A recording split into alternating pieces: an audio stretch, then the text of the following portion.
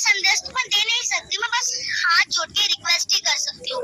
और बात रही उनके दिल पर बात लगने की, तो सबसे पहले तो मैंने ऐसी एक बात कही है कि मैं उनके सामने उंगली उठा कर ये कह सकती हूँ कि वो संत रामपाल जी महाराज की तो बाद में पहले मुझसे ही जीत कर दिखा दे, हमारे ज्ञान से ही जीत कर दिखा दे। हमारे संत रामपाल जी महाराज गुरु जी तो बहुत बड़े ज्ञानी है, पहले वो हमारी छोटे से ज्ञान की आगे जीत कर दिखा दे, साफ हो जाएगी उनकी धोती। उनकी ना इतनी हिम्मत की आ जाए हमारे सामने भी, हम विद्वान आ जाओ, अपना मुंह काला करा के जाएगा। हमारे ज्ञान के सामने जब वो नहीं टिक सकते, हमारे गुरु जी के सामने उन्हें ज्ञान तो उन्हें धो देने वाला है ही। और मैं संदेश तो क्या यही देना चाहूंगी कि अगर उन्हें ज्यादा ही लगता है कि मेरी बात इतनी ज्यादा उन्हें चुभने वाली है, तो आकर वो मुझसे भी ज्ञान चर्चा कर सकते हैं।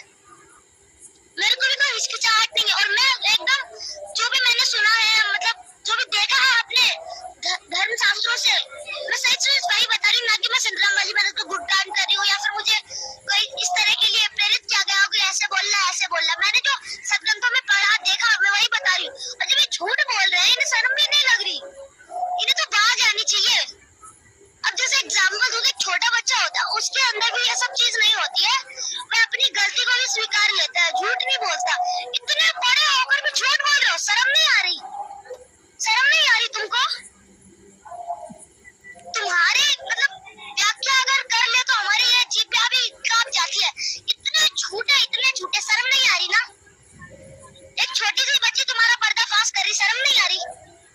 क्यों आएगी शर्म? बस अब 4-5 जनवरी को बुला के और कह देना ये तो रामपाल ने सिखाया है।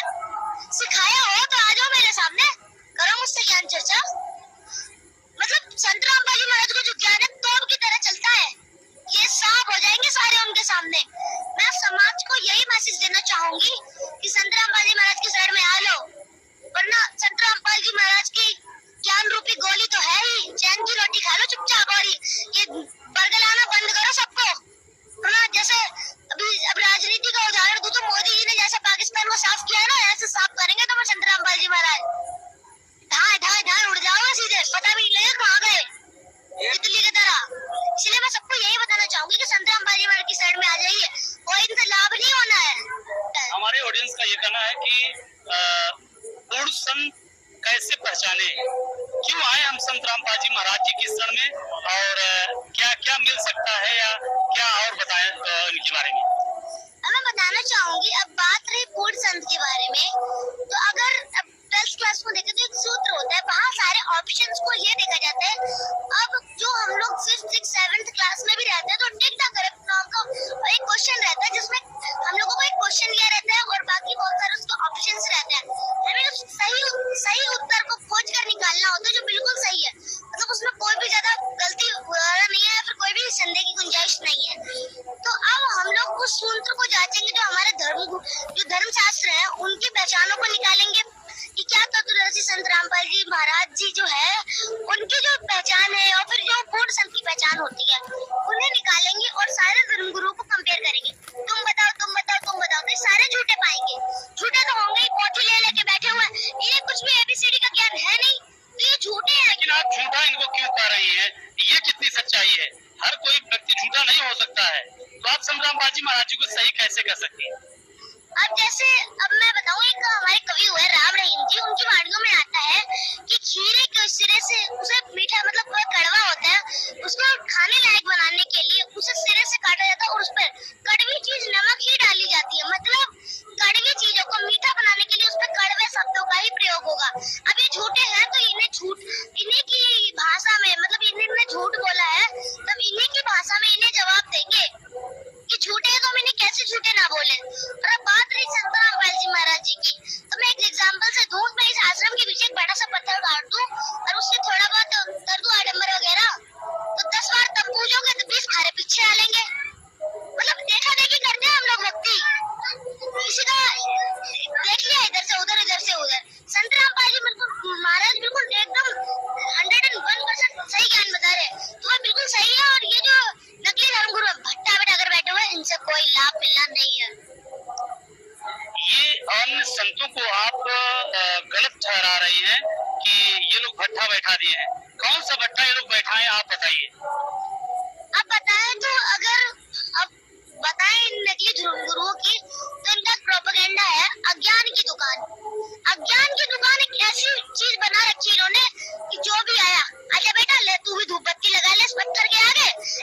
तू नारियल इसमें फोड़ दे और इसमें तू दूध चढ़ा दे, लो बन गई भगवान।